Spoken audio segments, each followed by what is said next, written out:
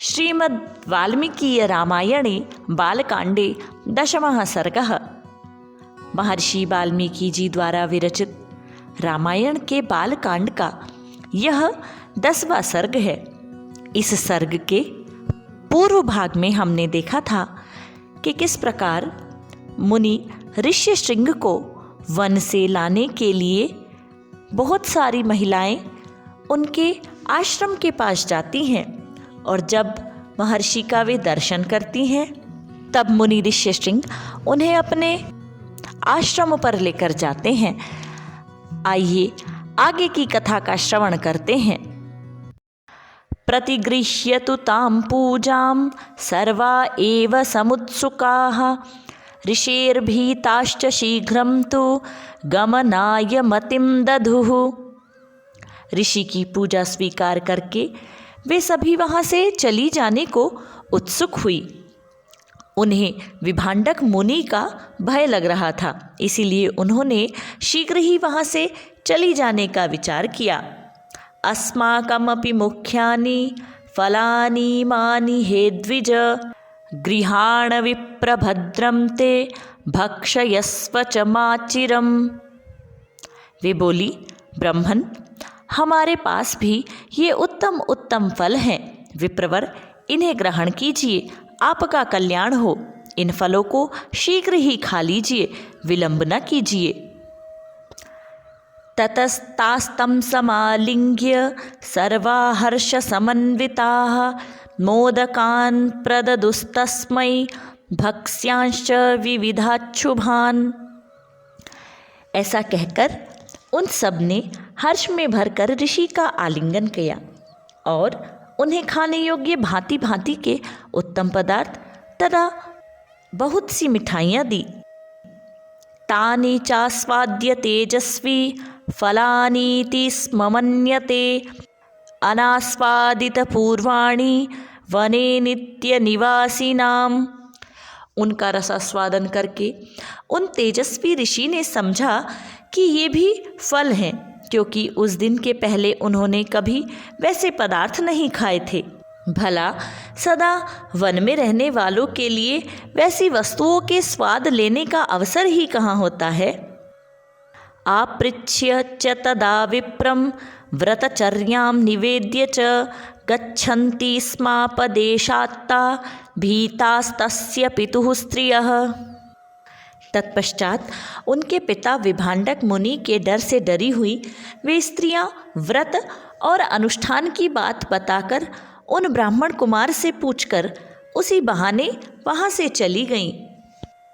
गतासु तासु सर्वासु काश्यपस्यात्मजो द्विजः अस्वस्थ हृदयश्चासीद दुखाच्च परिवर्तते।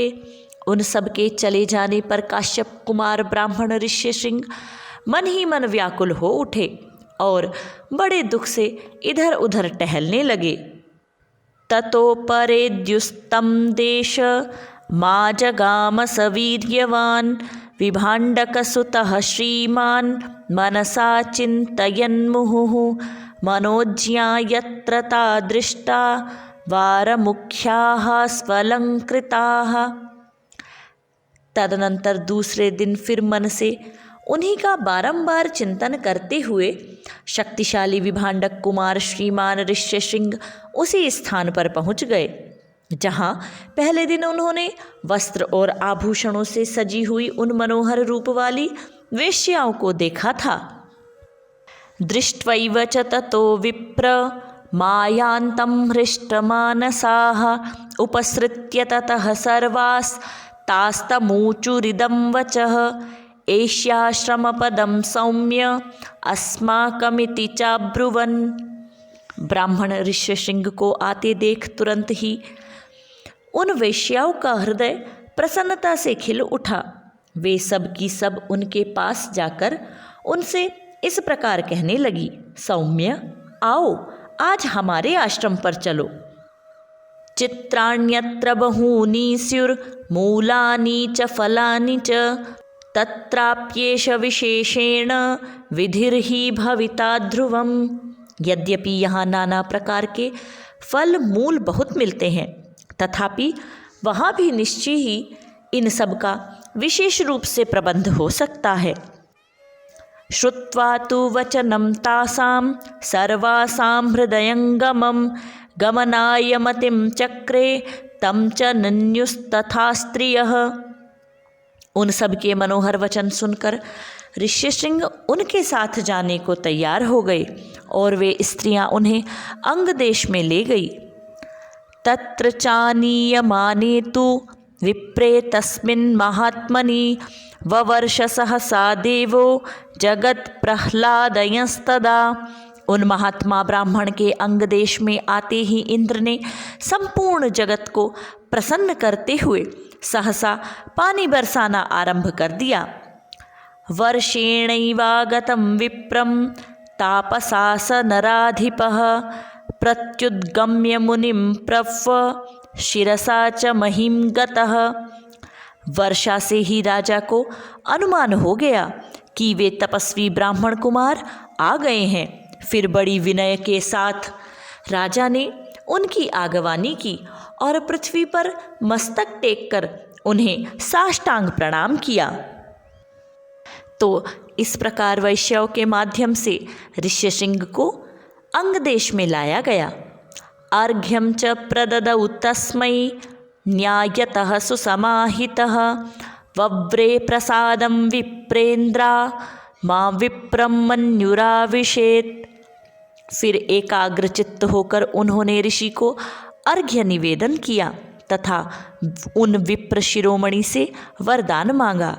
भगवन, आप और आपके पिताजी का कृपा प्रसाद मुझे प्राप्त हो। ऐसा उन्होंने इसीलिए किया कि कहीं कपटपूर्वक यहाँ तक लाए जाने का रहस्य जान लेने पर विप्रवर ऋष्यशृंग तथा उनके पिता मुनि विभांडक जी के मन में मेरे प्रति कोई क्रोध न हो। अंतःपुरं प्रवेश्यास्मै कन्यां दत्त्वा यथा विधि शान्तां शान्तेन मनसा राजा हर्षमवापसः। तत्पश्चात ऋष्यशृंग को अंतःपुर में ले जा उन्होंने शांत चित्त से अपनी कन्या शांता का उनके साथ विधि पूर्वक विवाह कर दिया। ऐसा करके राजा को बड़ी प्रसन्नता हुई।